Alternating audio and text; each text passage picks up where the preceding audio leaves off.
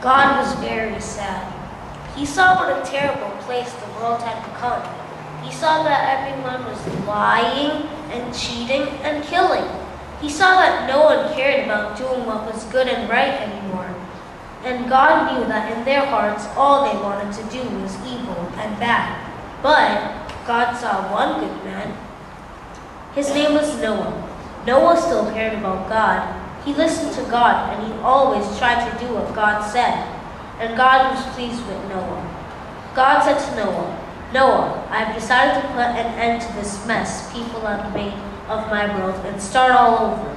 So God said to Noah, "I want you to build a boat." It was going to be a very big boat. God told Noah exactly how to make it. It was going to be longer than a football field and higher than a 3-story house. It was going to have one door and a window all around beneath the roof. God called the boat an ark. This was going to be a big job for a 500-year-old man. That's how old Noah was when God gave him his little project to do. Now, Noah might have thought, this job is too big and I'm too old. And he didn't even have any power tools out back in the shed. But he did have God, and with God on your side, anything is possible. So Noah went right to work. He did everything just as God had told him to.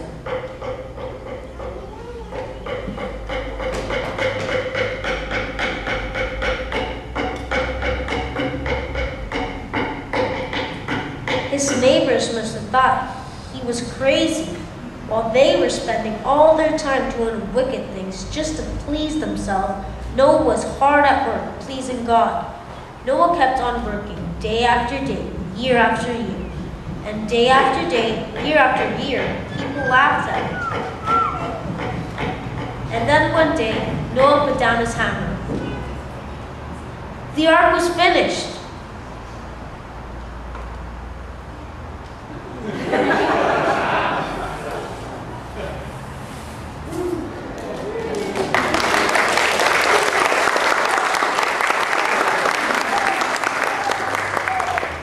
There it was, this giant boat resting on dry land, and no lake in sight. What was God thinking? He was thinking he had another job for Noah, a really big job. God said to Noah, "Now I want you to find 2 of every kind of animal, a male and a female, and bring them into the ark, and bring enough food for them all too." God also told Noah to bring extra pairs of some animals, some for food and some for sacrifices. Just think what the noise must have been. Cows mooing, lions roaring, dogs barking,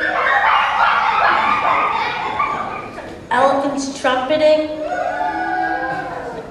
all at once. What a noise, and what a mess. It must have smelled pretty bad too. And how do you keep the tigers from eating the little lambs?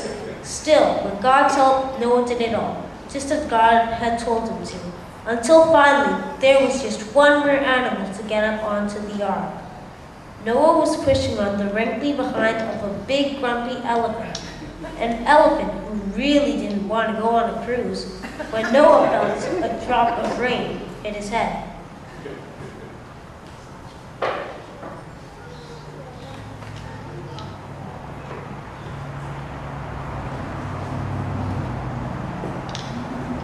The sky was turning gray, and Noah thought to himself, "It looks like rain." Phew! 100 years is a long time to work on one job. Noah sat down by the door of the ark and wiped the sweat from his forehead. At last he was finished with all that God had asked him to do. Noah was 600 years old when he did all that God asked him to. And then the flood came. "Now it's time for you and your family to get into the ark," the Lord said to Noah. So Noah and his wife and his 3 sons, Shem, Ham, and Japheth, and their wives all got into the ark. Then the Lord himself reached down from heaven and shut the door.